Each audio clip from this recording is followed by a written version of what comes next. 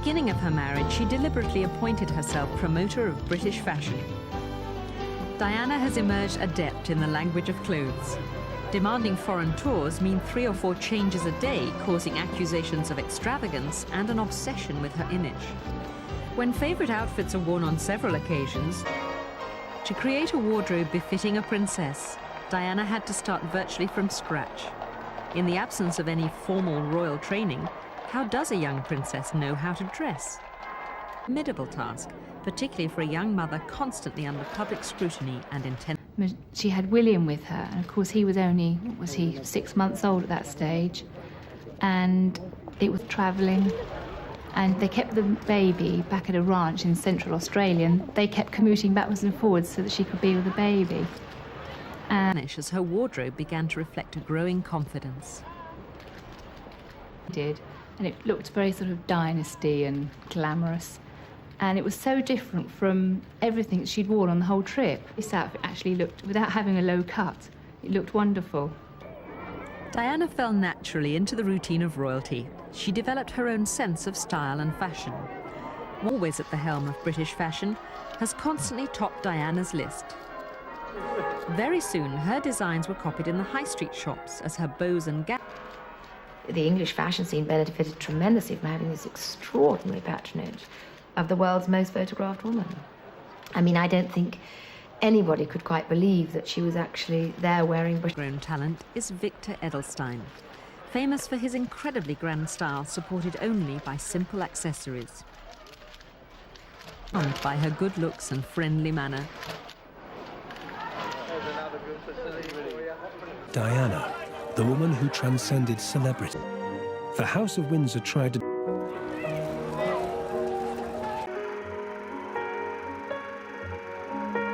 We know that Charles wants to be back in time for bath time. Diana was determined he should be involved in the early stages. But there was a problem within the family that would make the cameras a much more intrusive part of his life. There was concern, but it was explained away by the palace at the time, and we accepted what they said, that it was simply... In September 1984, there was another addition to the Waleses, but it was not the daughter that Charles wanted.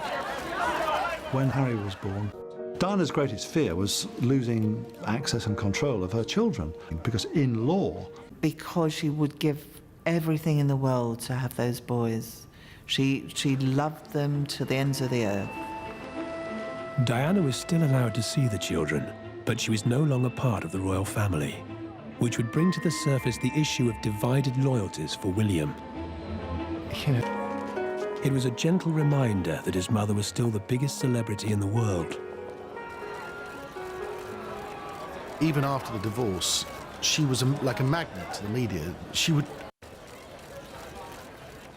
was a big story. She sold photographs around the world, and huge who got rich just photographing Princess Diana. So it was like a drug. You to get more and more pictures of this woman, you know. She looked $1 million. There was still major interest in her, more interest in her than any member of the royal family, to star in that court. To cope with this press obsession, Diana recruited an experienced PR. There's a bit of a grey period in her life. Diana, we have to remember, had discarded her police bodyguards.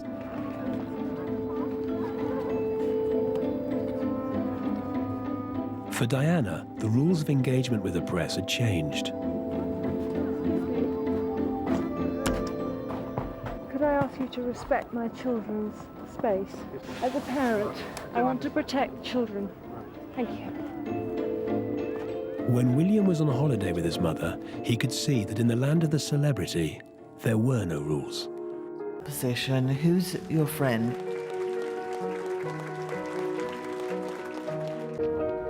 William became less of her son needing her advice and more of an advisor to her.